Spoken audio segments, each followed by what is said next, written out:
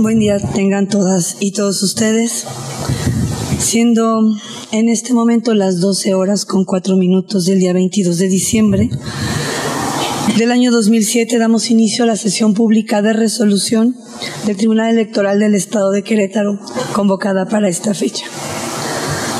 Secretario General de Acuerdos, verifique el quórum legal y sírvase dar cuenta con el orden del día de los asuntos a analizar y resolver en esta sesión. Con su autorización, magistrada presidenta. Están presentes, además de usted, el magistrado Martín Silva Vázquez y el magistrado Sergio Arturo Guerrero Olvera, integrantes de este órgano jurisdiccional. Por tanto, en términos del artículo 32 de la Ley Orgánica del Tribunal Electoral del Estado de Querétaro, existe quórum para sesionar. Los asuntos a analizar y resolver en esta sesión pública son los proyectos de resolución correspondientes a los juicios para dirimir los conflictos o diferencias laborales entre el Instituto y su funcionariado, identificados con las claves TQ-JLE-5/2017, TQ-JLE-6/2017, TQ-JLE-7/2017, TQ-JLE-8/2017 y TQ-JLE-9/2017, así como el proyecto de resolución correspondiente al juicio local de los derechos político-electorales, identificado con la clave TQ-JLD-38/2017, todos prestados en el aviso fijado en los estrados de este tribunal. Es cuanto, magistrada presidenta. Magistrados. Gracias, secretario.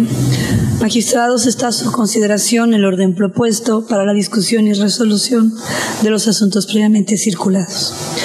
Si están de acuerdo, en votación económica, a favor de manifestar. De acuerdo. A favor. Secretario José Miguel Hoyos Ayala, de cuenta conjunta con el proyecto de resolución de los juicios para dirimir los conflictos o diferencias laborales entre el Instituto y su funcionariado, con claves de identificación TEQ-JLE-5/2017 y TEQ-JLE-7/2017 de este tribunal, turnados a la ponencia a mi cargo. Con su venia, magistrada presidenta, magistrados. Doy cuenta con el proyecto de sentencia relativo a los juicios para dirimir los conflictos o diferencias laborales entre el Instituto y su funcionariado, 5 y 7 del año en curso acumulados.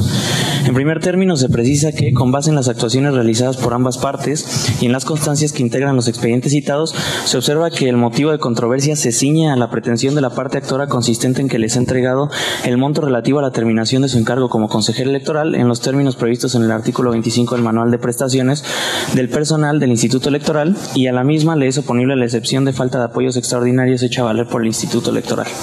En el proyecto se propone determinar que la parte actora aprobó su acción al no acreditarse causa justificada que soporte la excepción esgrimida por el Instituto Electoral para erogar el monto correspondiente en el plazo señalado por el Manual de Prestaciones, con base en las consideraciones siguientes. El 31 de octubre de 2016, el Consejo General aprobó el proyecto de presupuesto de egresos y programa operativo anual 2017, para su envío al titular del Ejecutivo Estatal, y el 16 de diciembre siguiente se publicó en la Sombra de Arteaga el decreto de presupuesto de egresos estatal, mismo en el que se aprobó al Instituto un presupuesto 32.81% menor al solicitado en octubre anterior.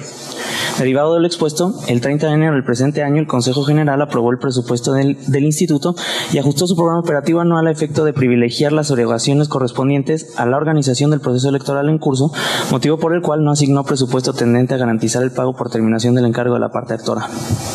No obstante, el Consejo General instruyó a su secretario ejecutivo a efecto de gestionar los recursos correspondientes, a lo que este último emitió 2 oficios a personal de la Secretaría de Planeación y Finanzas sin recibir respuesta, razón por la que el Instituto adujo que al no corresponder a su esfera de competencia la aprobación del presupuesto extraordinario y al haber realizado las gestiones correspondientes para su obtención, el pago por terminación del encargo de la parte actora se realizaría en cuanto se contara con el apoyo presupuestal extraordinario en comento.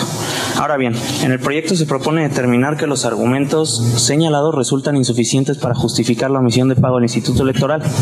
Esto es así, pues, contrario a lo que sostiene, la imposibilidad de pago no es resultado de que la legislatura local no hubiera aprobado su presupuesto en la forma propuesta por aquel, ya que no se advierte que la reducción al presupuesto proyectado se haya referido a la obligación de pago que nos ocupa. Lo anterior, pues, en el proyecto de presupuesto del Instituto se ubicó el monto señalado dentro del capítulo de servicios personales en el apartado otras prestaciones económicas, pero ni del decreto de presupuesto de egresos del Estado para el ejercicio fiscal 2017 ni de su anexo se advierte que la legislatura hubiera negado de manera puntual la aprobación del capítulo o apartados señalados para justificar la falta de pago.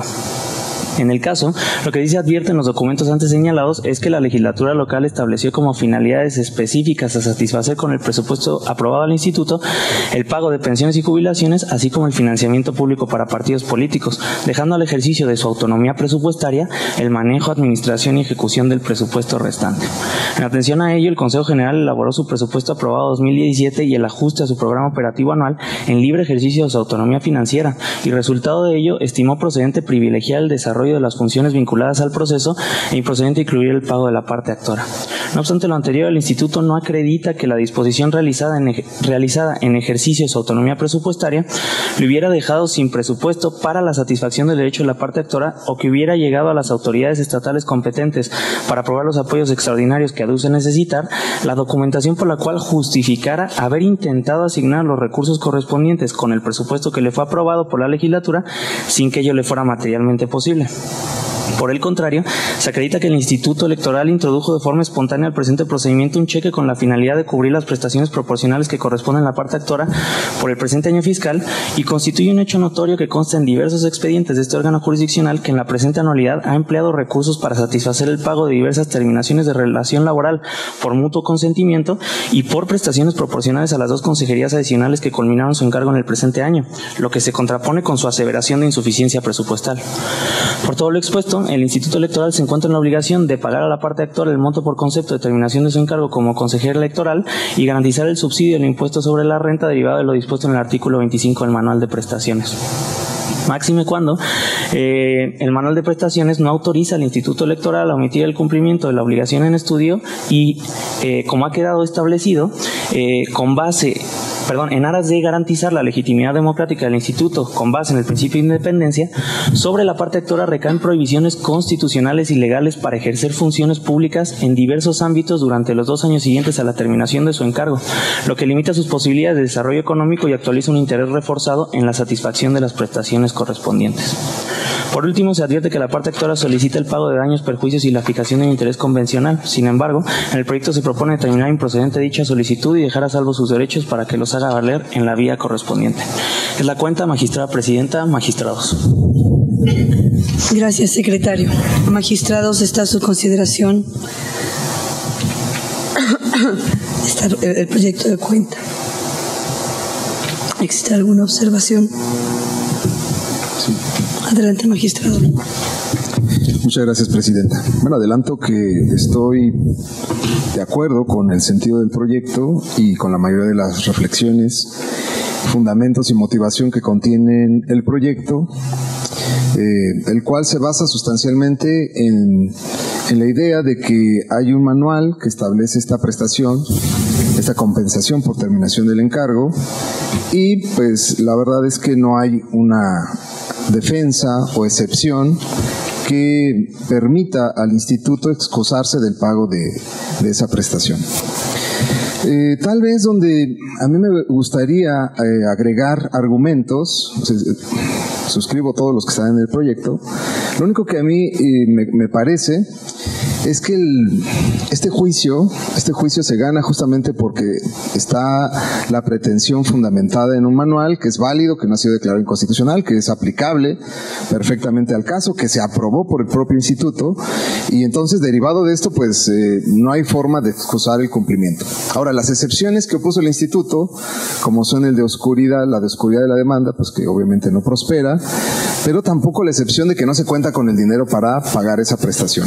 Y ahí es donde a mí me parece que podrían agregársele algunos argumentos que los haré valer en mi voto concurrente, porque el argumento central es que ni el manual, ni la ley electoral, ni ninguna ley laboral parecida, ni la ley de trabajadores del servicio del Estado, ni la jurisprudencia establecen que se puede eximir una autoridad del pago de este tipo de prestaciones solo porque le disminuyeron su presupuesto. Eso no existe en ningún marco jurídico, no existe ninguna disposición jurídica, ni es posible interpretar que solo porque hubo ciertos ajustes presupuestales se puede dejar de pagar sus derechos prestacionales a alguien que prestó un servicio público y que tiene ese derecho previsto en norma. Entonces yo lo único que abundaría sería en el sentido de que basta con que no haya eximente legal, que el legislador nunca previó una excepción de pago bajo estas características por problemas presupuestales para considerar que está acreditada la acción y que no están acreditadas las excepciones.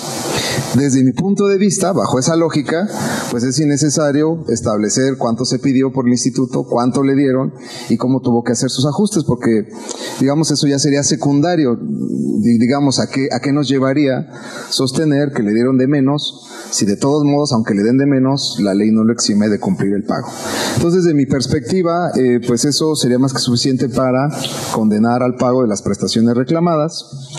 Y obviamente ya asumiendo la lógica de que el instituto alude que se privilegiaron la organización de las elecciones, pues lo cierto es que no se ofrecieron pruebas que acreditaran que se privilegiaron justamente las actividades tendentes a organizar las elecciones, porque justamente en este tribunal, tal como se hace ver en el proyecto, pues tuvimos asuntos en los que también se hizo el pago de prestaciones por 3 terminaciones por mutuo consentimiento de relaciones laborales, y pues eso no tiene nada que ver con la organización del procedimiento. Y en la propia página del instituto hay actividades como presentaciones de libros, actividades internacionales, conferencias que no están directamente relacionadas con la organización de las elecciones, de tal manera que tampoco ese argumento fue demostrado plenamente ante este tribunal, y por tanto coincido en el sentido del proyecto, salvo estas pequeñas precisiones que hago, Presidenta. Muchas gracias.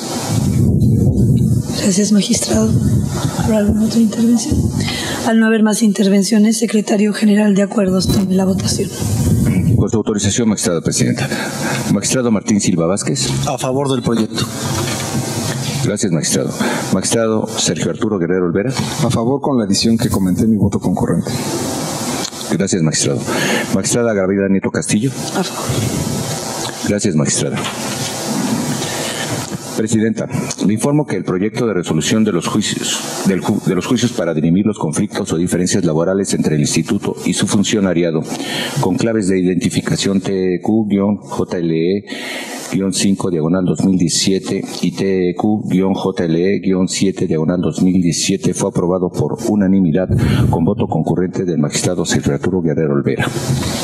En consecuencia, en relación a los juicios de cuentas se resuelve: primero, se condena al Instituto Electoral al pago por terminación del encargo como consejera electoral de la parte actora por los argumentos sostenidos en la consideración séptima y para los efectos dispuestos en la consideración octava de la sentencia. Segundo, se ordena la entrega a la parte actora del cheque depositado ante este órgano jurisdiccional por el Instituto Electoral en los términos previstos en la consideración octava de la sentencia.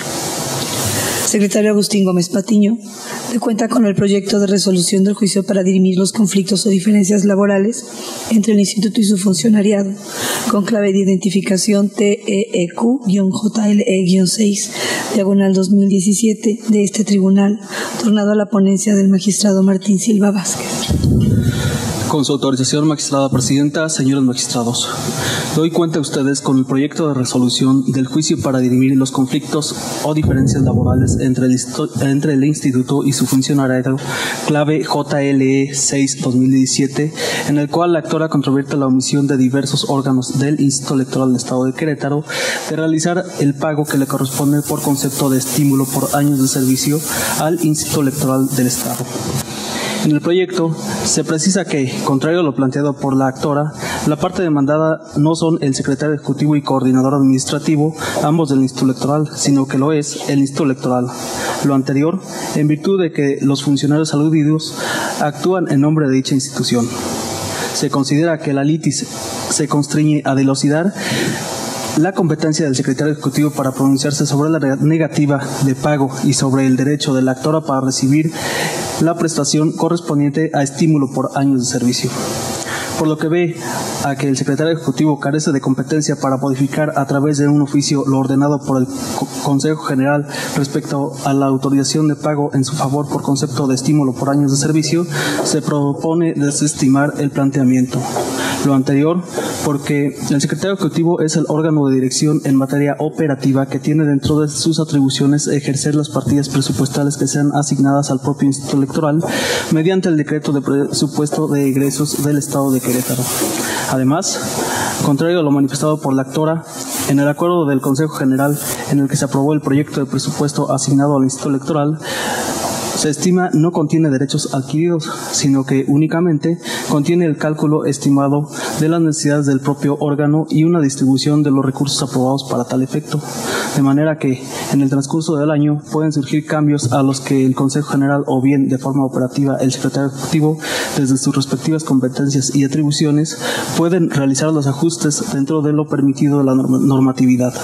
Entonces, si en la distribución del presupuesto de egresos que hizo el Consejo General se destinó una partida para cubrir el estímulo por años de servicio de un consejero electoral, no significa que se haya reconocido el derecho del actor a recibir ese estímulo, de tal forma que se propone desestimar la pretensión de la actora. Por otra parte, en relación al hecho que dice tener la actora, al derecho que dice tener la actora para recibir la prestación relativa al estímulo por años de servicio, alega que al haberse aprobado el manual de prestaciones del entonces Instituto Electoral de Querétaro, este contiene el fondo de su pretensión, que se hace consistir en un estímulo de carácter económico por la prestación ininterrumpida de servicios de 15 años al Instituto Electoral.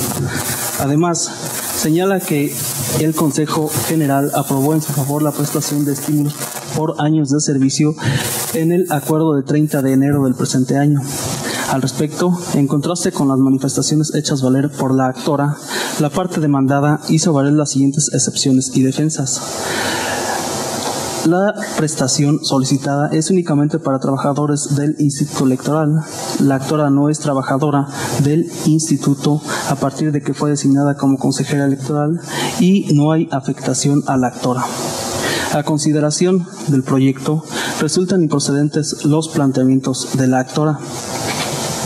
El proyecto propone declarar improcedente la excepción hecha valer por la demandada, en la que señala que la prestación en estudio es únicamente para trabajadores del Instituto Electoral. Lo anterior, toda vez que es que de un estudio realizado al manual de prestaciones del personal del Instituto Electoral, se propone considerar que la prestación de estímulo por años de servicio es para el personal de base y para los consejeros electorales de ese órgano. Sin embargo, a pesar de estar destinada la prestación en estudio también para las personas que ostentan una consejería electoral, en el presente juicio se advierte que la actora no cumplió con los años requeridos para adquirir el derecho para recibir la prestación en estudio. Lo anterior se considera así toda vez que de la demanda que presentó la actora en este tribunal y que se le otorgó la clave de identificación TEC-JLE 9-2017, la cual se cita como hecho notorio, se advierte que la propia actora manifiesta que los años de servicio que prestó al Instituto Electoral estuvieron interrumpidos por un lapso de 16 días entre el 15 de diciembre de 2002 al 31 de diciembre de ese mismo año. De modo que los 15 años de servicio serían computados del 1 de enero del 2003 al 31 de diciembre del 2008. De ahí que si la actora dejó de prestar sus servicios al Instituto Electoral el 30 de septiembre del 2017, no se cumplieron los 15 años de servicio que son requeridos para ser merecedora de la prestación de estímulos de años de servicio que señala el referido manual de prestaciones del Instituto Electoral del Estado de Querétaro. En consecuencia, en el proyecto se propone declarar improcedente la acción que pretende la actora. Es la cuenta, magistrada presidenta, magistrados. Gracias, secretario. Magistrados, está a su consideración el proyecto de cuenta. ¿Habrá alguna intervención? Al no haber intervenciones, secretario general de acuerdos, tome la votación. Con su autorización, magistrada presidenta. Magistrado Martín Silva Vázquez. Es mi consulta. Gracias, magistrado. Magistrado Sergio Arturo Guerrero Olvera. A favor. Gracias, magistrado. Magistrada Gabriela Neto Castillo. A favor. Gracias, magistrada. Presidenta, le informo que el proyecto de resolución del juicio para dirimir los conflictos o diferencias laborales entre el Instituto y su funcionariado con clave de identificación TQ-JLE-6/2017 fue aprobado por unanimidad de votos. En consecuencia, en relación al juicio de cuentas se resuelve. Primero, se declara improcedente la acción que pretende la actora. Segundo, se absolve al Instituto Electoral del Estado de Querétaro del cumplimiento de la prestación objeto de la resolución. Secretario Agustín Gómez Patiño, de cuenta con el proyecto de resolución del juicio para dirimir los conflictos o diferencias laborales entre el Instituto y su funcionariado, con clave de identificación TEQ-JLE-8/2017 de este tribunal, turnado a la ponencia el magistrado Martín Silva Vázquez. Con su autorización, magistrada presidenta, señores magistrados, doy cuenta a ustedes con el proyecto de resolución del juicio para dirimir los conflictos o diferencias laborales entre el Instituto y su funcionariado, clave TEC-JLE 8/2017, en el cual la actora controvierte la omisión de diversos órganos del Instituto Electoral del Estado de Querétaro de realizar el pago por concepto de terminación del cargo como consejera electoral. En los proyectos se precisa que, contrario a lo planteado por la actora dentro del escrito de agravios, la parte demandada no son el secretario ejecutivo y el coordinador administrativo, ambos del Instituto Electoral, sino que lo es el propio Instituto Electoral. Lo anterior, en virtud de que los funcionarios aludidos actúan en nombre del Instituto Electoral del Estado de Querétaro. Posteriormente, se considera que la litis se constriñe a dilucidar si es justificada o no la omisión del Instituto Electoral para realizar el pago a la actora que le corresponde por concepto de terminación del encargo como consejera electoral. En el juicio se desarrollaron las diversas etapas de admisión, alegatos, los hechos controvertidos y se realiza una breve reseña de los hechos en el caso. Después del análisis respectivo, en el proyecto de sentencia se estima que es incorrecto e injustificado el actuar del Instituto Electoral para dejar de cubrir a la actora la cantidad que le corresponde por terminación del encargo como consejera electoral, porque dicha obligación no se encuentra al alcance de la parte demandada a decidir legalmente su incumplimiento.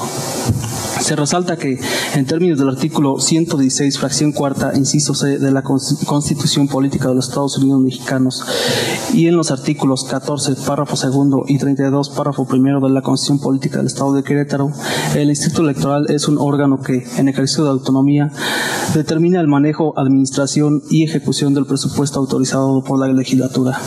Por lo tanto, si el Instituto Electoral tenía presente la obligación de cubrir a la actora la cantidad que le correspondía por concepto de terminación del encargo como consejera electoral, una vez que fue aprobado y publicado por el decreto de presupuesto del Estado, en ejercicio de su autonomía estaba constreñido a prever lo necesario para el cumplimiento de las obligaciones a su cargo, entre ellas el pago que solicita la actora en el presente juicio. Máxime, si se toma en consideración que la cantidad que le corresponde a la actora por el multicitado concepto no fue agregada mediante una partida especial en el anteproyecto de presupuesto de egresos de la citada institución y no existe elemento de convicción que permita concluir que fue negada o anulada por el Poder Legislativo del Estado de Querétaro. En palabras del Instituto Electoral, la cantidad que le corresponde a la actora por concepto de terminación del encargo como consejera electoral estaba inmersa en el rubro de servicios personales, rubro que este tribunal no advierte que haya sido suprimido del decreto de presupuesto de egresos del Estado, el cual fue publicado el 16 de diciembre del 2016 en el periódico oficial del Gobierno del Estado, La Sombra de Arteaga. De manera que, al no advertirse que la legislatura del Estado haya suprimido o anulado el rubro de servicios personales en el que se encontraba inmersa la cantidad que le correspondía a la actora por el multicitado concepto, se consideran injustificadas las razones por las cuales hasta la fecha no se ha proporcionado la cantidad que le corresponde a la actora por concepto de terminación del encargo como consejera electoral. Se considera que en ejercicio de su autonomía presupuestaria, el Instituto Electoral se encontraba en condiciones de realizar los ajustes necesarios al gasto, de tal manera que la disminución de los recursos que no se tradujeran en una vulneración de un derecho, como es el caso. Por lo tanto, se estima procedente la acción y, en consecuencia, se propone ordenar al Instituto Electoral del Estado de Querétaro para que en un término de 3 días hábiles contados a partir de la notificación de la presente sentencia, realice el pago a la actora por la cantidad que le corresponde por concepto de terminación del encargo como consejera electoral del propio instituto. Es la cuenta, magistrada presidenta. Magistrados. Muchas gracias, secretario. Magistrados, está a su consideración el proyecto de cuenta. ¿Habrá alguna intervención? Adelante, magistrado.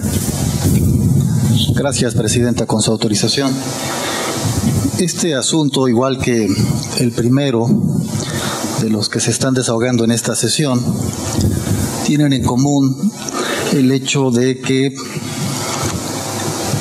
se trata de una controversia basada en la exigencia del pago por terminación del cargo de exconsejeros, obligación contemplada en el manual de prestaciones del Instituto Electoral, y el argumento del Instituto Electoral de no realizar el pago debido a que no cuenta con la suficiencia presupuestal para poder hacerlo.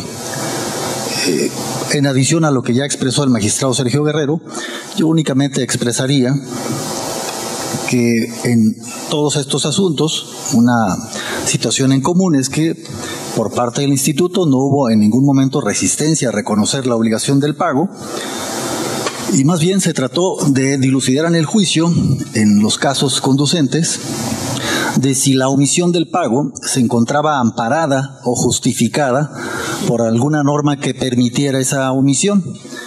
Y la conclusión a la que arriba este tribunal es que esa omisión de pago no está justificada en ninguna norma. Y eso incluye el supuesto relativo a no tener suficiencia presupuestal, como ya lo ha expresado antes el magistrado Sergio Guerrero.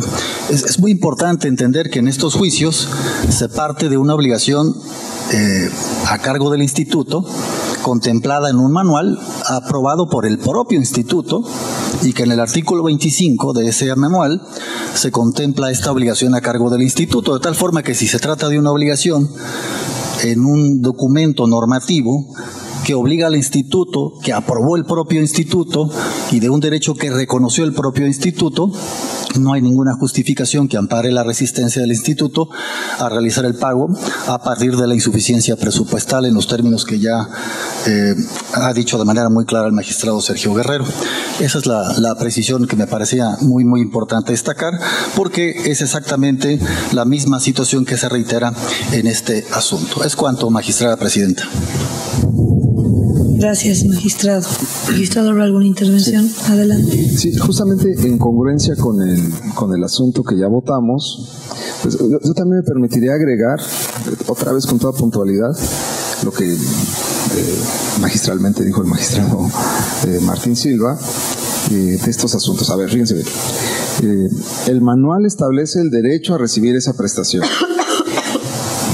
No se ha pagado la prestación y el propio instituto en su demanda, en su contestación de demanda, acepta que no ha pagado la prestación. O Entonces es un asunto muy fácil, pues se debe, no se ha pagado, entonces se condena al pago.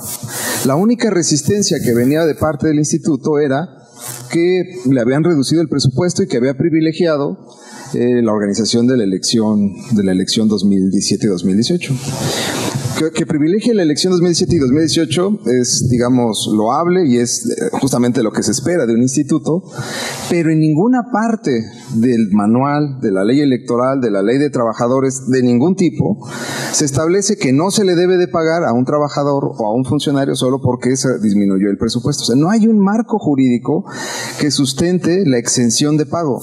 No hay forma de evadir o de claudicar en el pago. O sea, no hay una razón que jurídicamente permita al instituto o a este tribunal eximir del pago de esa prestación. Y justamente por eso creo yo que cuando uno no encuentra en la ley, ni en el manual, ni en las leyes aplicables, una disposición donde el legislador diga no le pagues en caso de que haya problemas presupuestales, como no viene eso en la ley, para mí ese es el único argumento suficiente para declarar infundada la excepción y la defensa, que terminan no siendo ni defensas ni excepciones. Una vez que uno dice eso, entonces ya se acabó el asunto. No hay marco jurídico, no hay fundamento jurídico que justifique el impago y por tanto, desde mi perspectiva, es un tanto irrelevante hablar acerca de cuánto pidieron, cuánto les redujeron y qué es lo que hicieron. De todos modos, como yo estoy de acuerdo con el sentido, lo único que haría es agregar un voto concurrente en el que puntualizaría que no hay ninguna disposición que exima del pago, por lo cual también coincido plenamente con el sentido de la propuesta. Es cuanto, presidente. Gracias, magistrado. ¿Alguna otra intervención? Al no haber intervenciones, secretario general de acuerdos, tome la votación. Con su autorización, magistrada presidenta. Magistrado Martín Silva Vázquez. A favor del proyecto. Gracias, magistrado. Magistrado Sergio Arturo Guerrero Olvera. A favor con la concurrencia señalada. Gracias, magistrado. Magistrada Gabriela Nieto Castillo. A favor. Gracias, magistrada. Presidenta, le informo que el proyecto de resolución del juicio para dirimir los conflictos o diferencias laborales entre el Instituto y su funcionariado con clave de identificación TQ-JLE-8/2017 fue aprobado por unanimidad con voto concurrente del magistrado Sergio Arturo Guerrero Olvera. En consecuencia, en relación al juicio de cuentas se resuelve. Único. Se condena al Instituto Electoral del Estado de Querétaro a pagar la cantidad correspondiente a la actora por concepto de terminación del encargo como consejera electoral. Secretaria Norma Jiménez Fuentes, de cuenta con el proyecto de resolución del juicio para dirimir los conflictos o diferencias laborales entre el Instituto y su funcionariado, con clave de identificación TEQ-JLE-9/2017 de este tribunal, turnado a la ponencia del magistrado Sergio Arturo Guerrero Olvera. Magistrada Presidenta, magistrados, previa autorización de ustedes, me permito dar cuenta con el proyecto de sentencia relativo al juicio para dirimir los conflictos o diferencias laborales entre el Instituto y su funcionariado con clave TEQ-JLE-9/2017. La actora promovió el juicio porque previo a su designación como consejera electoral del Instituto Electoral del Estado de Querétaro, se desempeñó como personal operativo del otrora Instituto Electoral en la entidad y a su consideración, al concluir el periodo de su encargo como consejera, debió ser reincorporada a la plaza que desempeñaba con anterioridad y al no indicarle el procedimiento para hacerlo y comunicarse además su baja al Instituto Mexicano de Seguro Social como derechohabiente, aduce la existencia de un despido injustificado. Por ello, la pretensión en su demanda es una indemnización constitucional o la reinstalación en el cargo que ocupó hasta el 30 de septiembre de 2014, bajo los argumentos del supuesto despido injustificado y la permanencia de una relación laboral no interrumpida. A su consideración, la existencia de una relación laboral permanente se justifica con las semanas que cotizó ante el Instituto Mexicano de Seguro Social como personal del instituto local desde agosto de 2002 y hasta que concluyó su encargo como consejera electoral. Se justifica además, según lo que señala, en un cambio de adscripción y ascenso laboral del que fue objeto al pasar de coordinadora de partidos y asociaciones políticas a consejera electoral y que en su puesto anterior era personal de base. Y a su parecer, al ser consejera electoral se desempeñó como personal de confianza, por lo que a la conclusión de su encargo estima que puede regresar a su plaza de base anterior conforme al artículo 52, fracción segunda, párrafo cuarto de la Ley de los Trabajadores del Estado de Querétaro. Por su parte, una vez emplazado el juicio, el Instituto Electoral del Estado de Querétaro formuló su contestación a la demanda y opuso las excepciones que estimó procedentes. Analizados los argumentos expresados por ambas partes, el caudal probatorio que aportaron durante el juicio y los alegatos que expresaron respectivamente, se estimó acreditado que la actora fungió como coordinadora de partidos y asociaciones políticas en el otro organismo electoral hasta el 30 de septiembre de 2014, porque a partir del 1 de octubre de 2014 y hasta el 30 de septiembre de 2017 se desempeñó como consejera electoral del instituto local, a ser designada como tal por acuerdo del Consejo General del Instituto Nacional Electoral. Por ende, la problemática en el juicio consistió en dilucidar si la designación de la actora como consejera electoral material y jurídicamente dio por concluida cualquier otra relación laboral que haya tenido previamente con el instituto local y, en su caso, si contaba con determinado plazo para ejercer su derecho de acción con el objetivo de reclamar sus derechos laborales adquiridos con motivo de cargos distintos. En el proyecto se estima que, conforme a lo resuelto por la Sala Regional del Tribunal Electoral del Poder Judicial de la Federación, correspondiente a la segunda circunscripción plurinominal, con sede en Monterrey, Nuevo León, en los juicios para la protección de los derechos político-electorales del ciudadano, con claves SM-JDC-27/2017 y SM-JDC-30/2017 acumulados y SM-JDC-35/2017, constituye cosa juzgada que los consejeros electorales del instituto local no tienen una relación laboral con el mismo, lo que implica que al asumir la actora el cargo como tal, cesó la relación laboral que existía previamente entre esta y el otrora organismo local. Lo anterior deriva en que no existe un despido, ya que para que ello ocurra, material y jurídicamente es necesaria e indispensable la existencia de una relación laboral.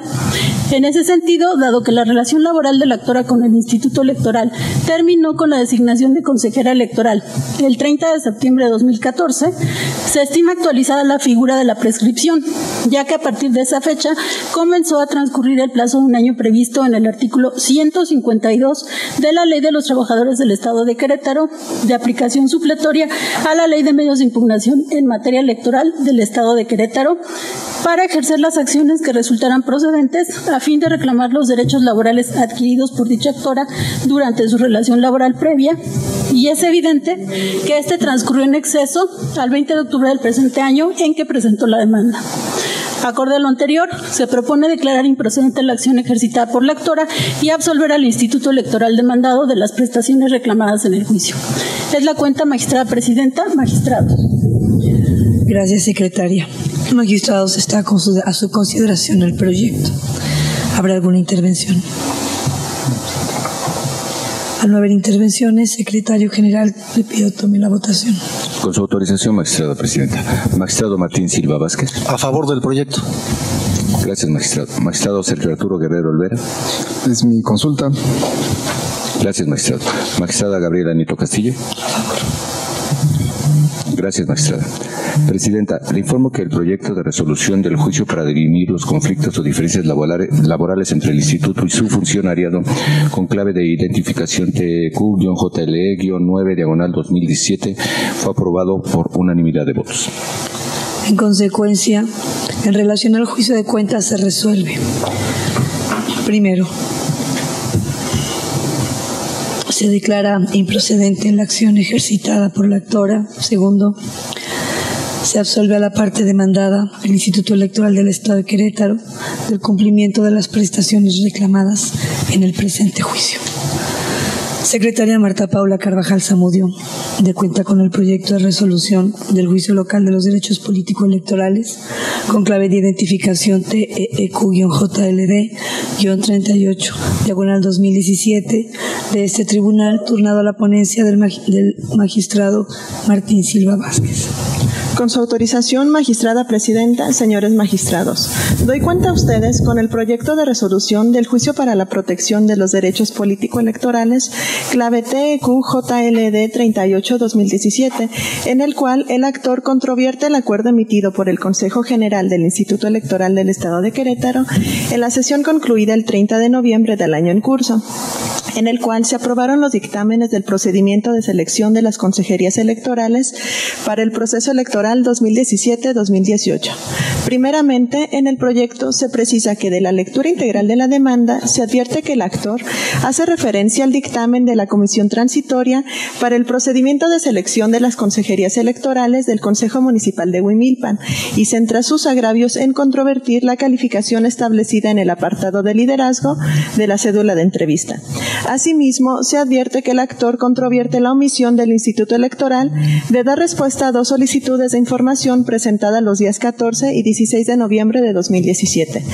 Respecto de dicha omisión, en el proyecto se estima que se actualiza la causal de sobreseimiento prevista en el artículo 30, fracción segunda de la Ley de Medios. Ello en virtud de que el 11 de diciembre de 2017 se dictó acuerdo en el que se requirió al Instituto Electoral para que informara y acreditara el trámite brindado a las solicitudes de información. De la documentación allegada se advierte que los días 4 y 7 de diciembre de 2017 la autoridad responsable dio respuesta a las solicitudes de información. Por lo tanto, si la pretensión del actor, por lo que versa el tema de la omisión, consistía en que la autoridad responsable brindara respuesta a sus solicitudes, la ponencia advierte que dicha pretensión ha sido colmada, puesto que tales respuestas ya fueron emitidas y le fueron notificadas al actor.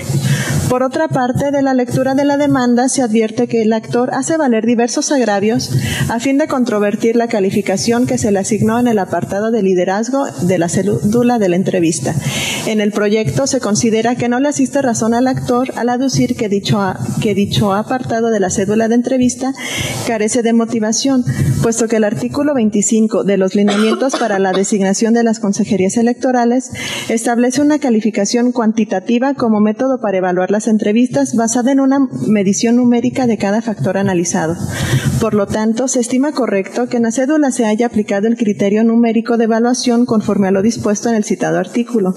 Y aunque los consejeros electorales no tenían la obligación de explicar pormenorizadamente por qué decidían asignar un puntaje determinado, se resalta que, en el caso concreto, sí se realizó una observación por lo que respecta al apartado de liderazgo. Se destaca que esta observación, contenida en la cédula de entrevista, no es controvertida por el actor.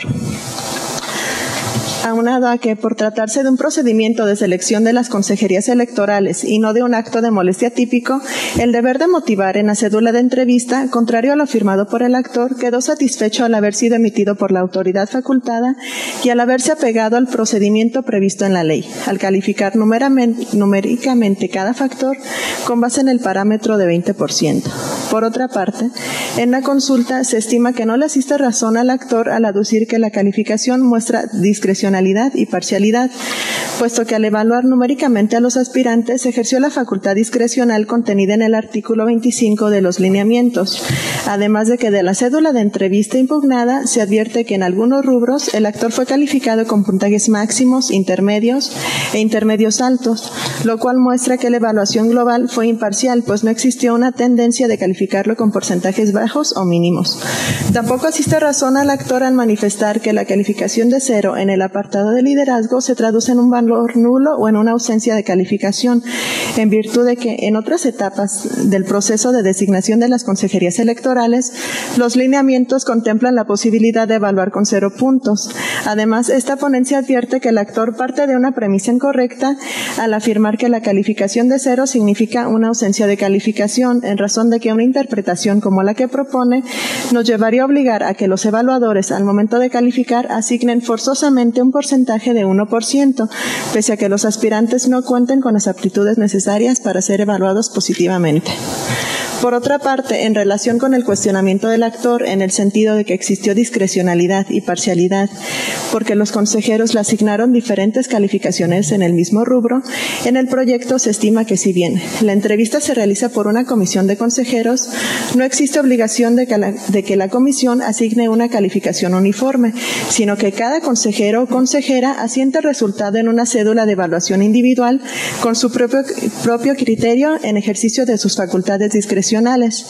Por último, en lo relativo a que en la cédula de entrevista se afectó de manera flagrante su derecho a la integración de un órgano electoral, en el proyecto se indica que es cierto que el artículo 35, fracción sexta de la Constitución General, reconoce el derecho de la ciudadanía de poder ser nombrada para cualquier empleo o comisión del servicio público teniendo las calidades que establezca la ley. Sin embargo, ello solamente significa que la ciudadanía tiene la posibilidad de obtener un nombramiento en la medida que reúna los requisitos correspondientes para ello, pero eso no implica que en el contexto de un proceso de selección exista para alguna de esas personas un derecho a obtener necesaria o forzosamente la designación por la que contiende, aunado a que el derecho a integrar los órganos electorales administrativos del Estado fue garantizado al haber sido designado como consejero suplente del Consejo Municipal de Huimilpan. Por lo expuesto, se propone sobreseer respecto de la omisión de la autoridad responsable de dar respuesta a las solicitudes de información y confirmar en lo que fueron materia de impugnación los actos controvertidos emitidos dentro del procedimiento de selección de las consejerías electorales del Consejo Municipal de Huimilpan del Instituto Electoral del Estado de Querétaro, que ejercerán sus funciones durante el proceso electoral ordinario 2017-2018. Es la cuenta, magistrada presidenta, señores magistrados. Gracias, secretaria. Magistrados, está a su consideración el proyecto de cuenta. ¿Habrá alguna participación? Adelante, magistrado. Gracias, presidenta. Este es un asunto muy interesante desde mi punto de vista.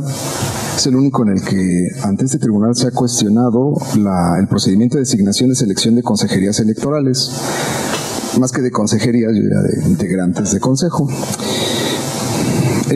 Es un asunto realmente interesante y plantea, desde mi perspectiva, algunos desafíos al tema del deber de motivación y fundamentación.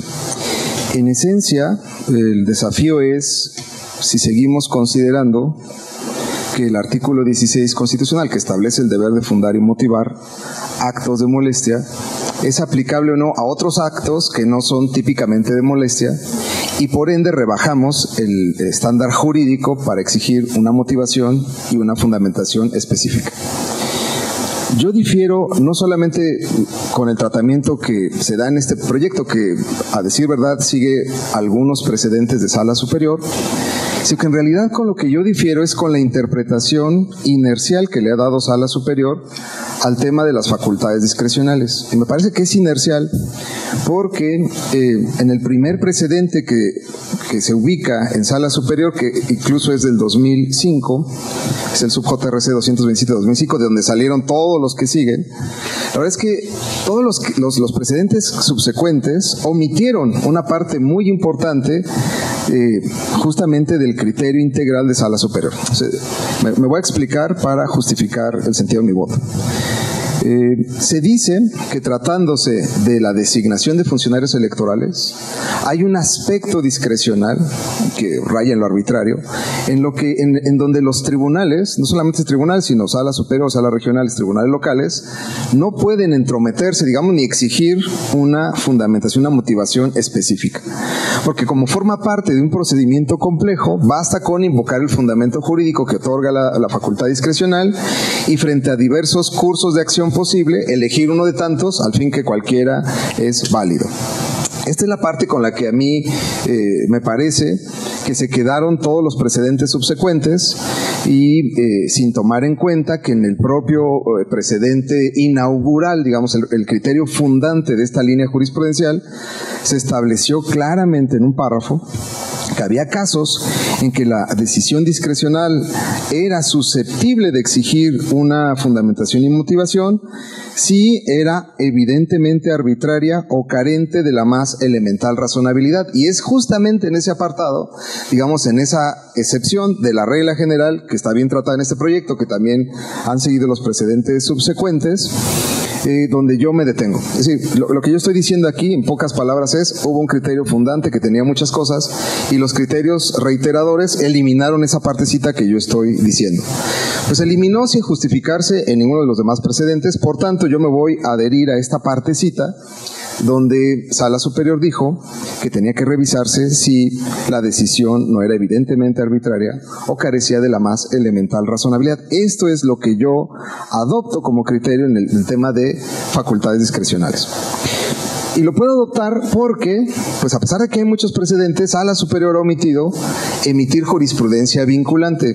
Y rara vez, digamos, me aparto de los precedentes, aunque no haya jurisprudencia, yo creo en el precedente, pero en este sentido, como ubico perfectamente el criterio fundacional, pues me voy a pegar más al criterio fundacional. Y entonces, digamos que mi voto va en el siguiente sentido.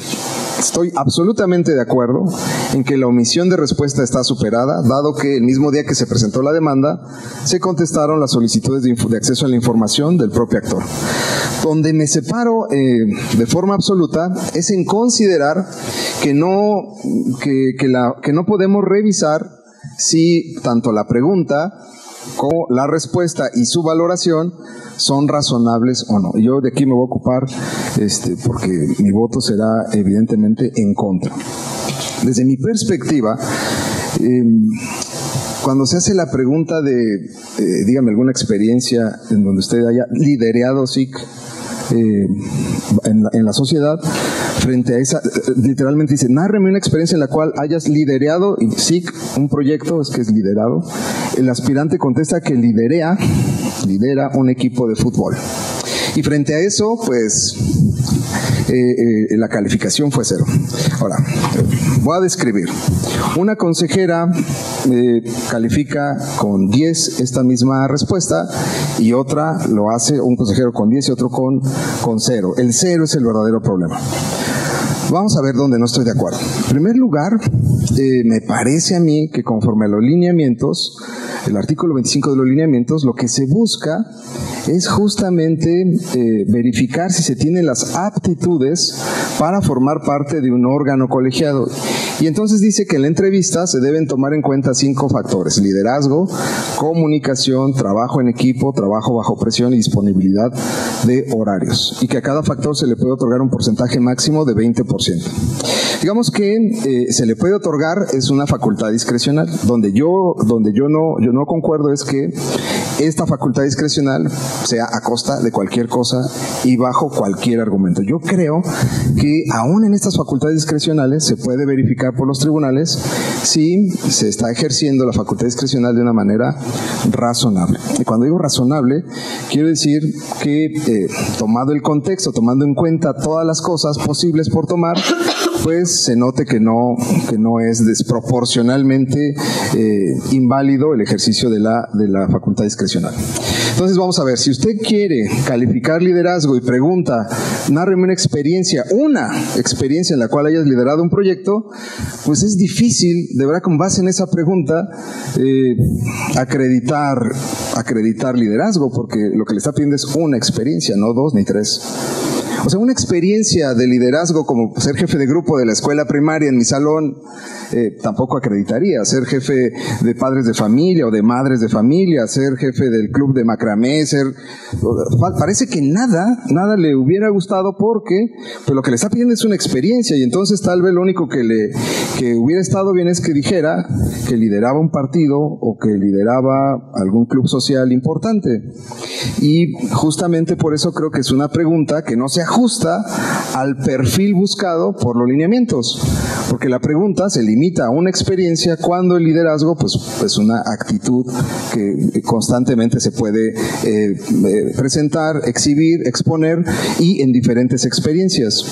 Pero además, digamos que esto de equipo de fútbol, aunque suene chusco, yo quisiera decirles que justamente uno de los grandes temas de México es que hemos menospreciado muchos tipos de saberes que en realidad no tendrían por qué ser menospreciados. Voy a hacer alguna cita contextual, digamos, de valoración cultural del tema del fútbol, porque me parece que es importante, y aunque suene chusco, pasa exactamente lo mismo con los pueblos y comunidades indígenas. Sus saberes han sido menospreciados, su forma de acceder al conocimiento ha sido aniquilada a través de un epistemicidio en el que se valora más otro tipo de ciencias, otro tipo de conocimientos que los indígenas. Pero vamos a ver qué dice el constitucionalismo popular, que a mí me parece que es perfectamente aplicable al caso, y bajo qué contexto. Vamos a ver, fíjense bien. En el 2016, según un estudio de Capital MX, había 63 millones de seguidores de fútbol. 63 millones, es la mitad de la población nacional. 63 millones de seguidores de fútbol. Para el 2017, no solamente era la mitad, según una encuesta de Mitofsky, sino que además había subido un 6%, convirtiéndose en el deporte más popular del país. El 56% de ciudadanos que integran la población nacional están interesados en el fútbol. Eso suena como un dato chusco, que buena cultura, por si tenían la duda, pues ahí está el dato. Pero más que eso, fíjense nada más. A diferencia de eso, los partidos políticos tienen un nivel de credibilidad que está por debajo del 30%. Las instituciones electorales andamos por el 32 o el 27%. La democracia, según el Latinobarómetro, tiene un 36% de credibilidad. Echa las cuentas, tiene más seguidores el fútbol que la democracia. Tiene más seguidores el fútbol que los partidos políticos. Hay más credibilidad en la cultura, el deporte más conocido y más seguido en este país. ¿Estamos dispuestos a mandar como instituciones un mensaje a la mayoría de la población nacional que sigue el fútbol de que lo que hacen en esos equipos no sirve para liderar nada? ¿Estamos dispuestos a mandar un mensaje a la sociedad mexicana diciéndole que si se dedica al fútbol y que si su liderazgo es solo del fútbol, aunque este señor aparte es abogado, pues no será valorado vale un cero, vale la nada para efectos de integrar un órgano colegiado? A mí me parece que justamente una de las grandes batallas, aquí coincido con Ferrajoli, de apropiarse de un modelo constitucional es justamente el análisis cultural de la Constitución. Si los ciudadanos vienen hacia las instituciones con lo que tienen, con lo que han hecho, con su vida, con su tradición, con su cultura, para participar deberíamos de abrirles las puertas y no sancionarlos con un cero. Yo por eso difiero ideológicamente con la pregunta, con la respuesta y con la valoración de la respuesta, porque lo que hace es, digamos, humillar con un cero a quienes son parte de un equipo de fútbol, a quienes lideran equipos de fútbol, a quienes son seguidores del fútbol, siendo que son más de la mitad de la población del país. Estoy en desacuerdo con esta pregunta, aunque entiendo que el proyecto sigue la lógica, y una parte de la lógica de una línea jurisprudencial que está totalmente quebrantada porque no coincide con el criterio fundacional. Pero donde sí yo no puedo sostenerme es en el sentido de que tengamos una sociedad que invita a los ciudadanos a participar en instituciones democráticas, pero que minusvalore, desprecie o califique con un cero una experiencia que es totalmente coherente con la cultura nacional. Y justamente una de las razones por las cuales el fútbol en México es el más seguido es porque es realmente barato. Vivimos en un país pobre, en un país empobrecido, en donde la mitad de la población, qué coincidencia, la mitad de la población es pobre, la mitad de la población sigue el fútbol, es barato el fútbol y es lo que tenemos y es lo que hay y hay que trabajar con ellos en lugar de calificarlos con un cero. Pero además de que, ya digo, el método, a mi parecer, requiere de ciertos ajustes, porque este tipo de preguntas no sirven para demostrar un perfil como el que se busca. Además existe otra cosa. La pregunta a mí me parece que no es adecuada, ni permite evaluar la capacidad de liderazgo. Sobre todo, la disparidad de las calificaciones. Una califica con 10 y otra califica con 0 y no se le pide ninguna fundamentación ni motivación. Y justamente lo que dice la doctrina acerca de las facultades discrecionales, que es estos poderes que están, digamos, en los que se otorga un amplio ámbito de opciones jurídicas, son los que mayor control deberían de tener. Porque justamente si estamos aspirando a una sociedad donde todos valgan lo mismo, una sociedad donde haya pluralidad, donde haya participación ciudadana, pues no le podemos dar espaldas a unos calificándolos sin fundamentación, sin motivación, aunque sea especial, aunque sea decir algo, no los podemos descalificar de esa manera. Ahora, una última cuestión. Los consejos distritales están integrados, y las consejerías electorales en realidad están integradas por 5 consejeros. O sea que no se les va a contratar de líderes, se les va a contratar para que resuelvan asuntos en colegiado, en un órgano colegiado. de tal manera que, tal como se hace en un equipo de fútbol, ¿no? Hay un capitán y todo, pero digamos, no le veo yo, no veo la manera en que hubiera habido una respuesta satisfactoria para quien hizo el examen y que bajo su propia perspectiva, su propia cultura, calificara con un 10 lo que a su parecer sí es una experiencia de liderazgo. O sea, la pregunta sería, ¿para qué? Entonces, ¿qué es liderazgo para ella? ¿O vamos a ajustarnos solo a lo que para una sola persona es liderazgo?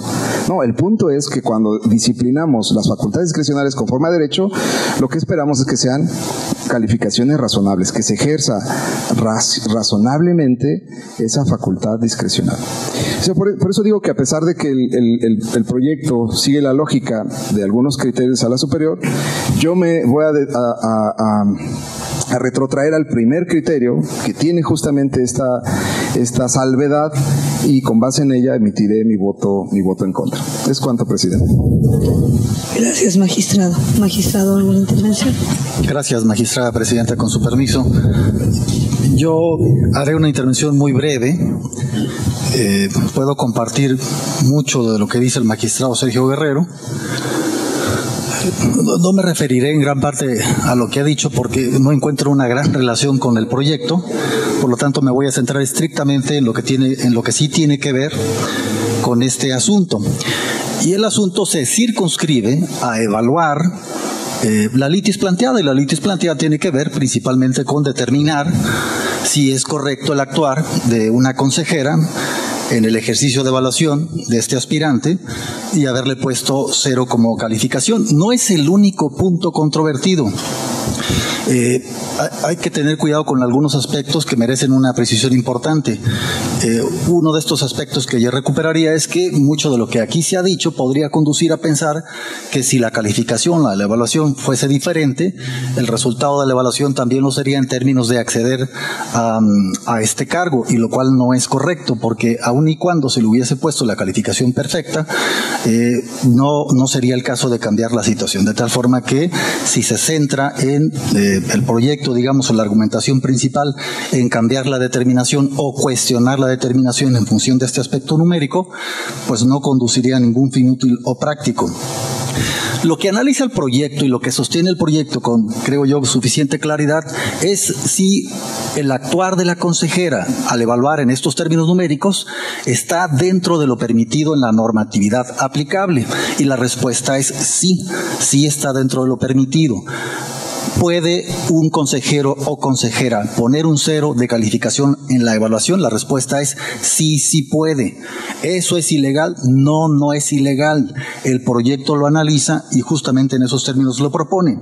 ¿Es lo único que se evaluó? No, no es lo único. De hecho, son 5 puntos los que se evalúan en la entrevista, y en 2 de esos puntos tiene puntuación perfecta.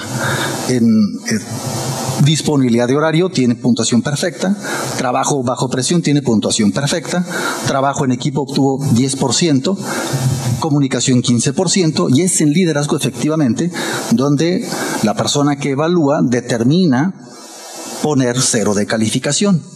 No creo que esté al alcance de este tribunal en ese aspecto, el proyecto así lo analizó y así lo determinó, establecer criterios conforme a los cuales, a priori, el instituto, los consejeros, deban poner una calificación, porque esto corresponde efectivamente al ámbito de su ejercicio de sus funciones, y sí efectivamente tiene un ámbito, un espectro dentro de lo razonable de discrecionalidad a la hora de evaluar. Parte de lo que se estudia también en el proyecto es, bueno, si el accionante cuestiona que el 0 equivale a nada, en términos de su calificación, y que por lo tanto concluye no tiene calificación y arguye que debería dársele una calificación, bien, es utilizando un símil similar, digamos, a como lo ocurre en cualquier escuela.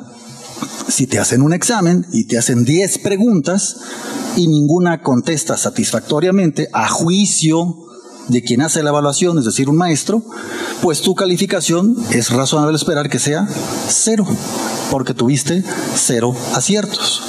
En este caso, no escapa al proyecto un ámbito digamos que más o menos amplio de discrecionalidad al analizar un concepto como el liderazgo, concepto de suyo no tan fácil de definir o de determinar. Por eso creo que es en extremo complejo establecer un parámetro a priori conforme al cual los consejeros deberían, digamos, conducirse acerca de cómo evaluar un concepto tan abstracto como el liderazgo. Efectivamente, se le pone 0 de calificación, pero lo que analiza el proyecto no es, digamos, si hizo lo correcto o no en términos si es adecuado que se tome como liderazgo el conducir un equipo de fútbol. Eso no lo analiza el proyecto. Lo que analiza el proyecto es si el actuar del consejero o de la consejera es conforme a la normatividad al momento de hacer la evaluación. Eso es lo que me interesa mucho puntualizar en este caso. Gracias, Presidenta. Gracias, magistrado. ¿Alguna otra intervención? Al no haber más intervenciones, Secretario General de Acuerdos, pido tome la votación. Con su autorización, magistrado presidente. Magistrado Martín Silva Vázquez. A favor. Gracias, magistrado. Magistrado Sergio Arturo Guerrero Olvera. Con voto en contra. Gracias, magistrado. Magistrada Gabriela Nieto Castillo. A favor del proyecto en sus términos. Gracias, magistrada. Presidenta, le informo que el proyecto de resolución del juicio local de los derechos político-electorales con clave de identificación TQ-JLD-38-2017 fue aprobado por mayoría con voto en contra del magistrado Sergio Arturo Guerrero Olvera. En consecuencia, en relación al medio de impugnación de cuentas se resuelve. Primero, se sobresee por lo que respecta a la omisión de la autoridad responsable de dar respuesta a las solicitudes de información registradas con los folios 2042 y 2060. Segundo, se confirma en lo que fue materia de impugnación los actos controvertidos emitidos dentro del procedimiento de selección de las consejerías electorales del Consejo Municipal de Huimilpan del Instituto Electoral del Estado de Querétaro, que ejercerán sus funciones durante el proceso electoral ordinario 2017-2018. Secretario General de Acuerdos, informe si conforme al orden del día existe algún otro asunto a tratar. Presidenta, le informo que conforme al orden del día no existe otro asunto pendiente por desahogar en esta sesión. Gracias, secretario. De esta manera, al haberse agotado los puntos previstos en el orden del día, y siendo en este momento las 13:09, damos por concluida la sesión pública de resolución, agradeciendo a todas y a todos su asistencia.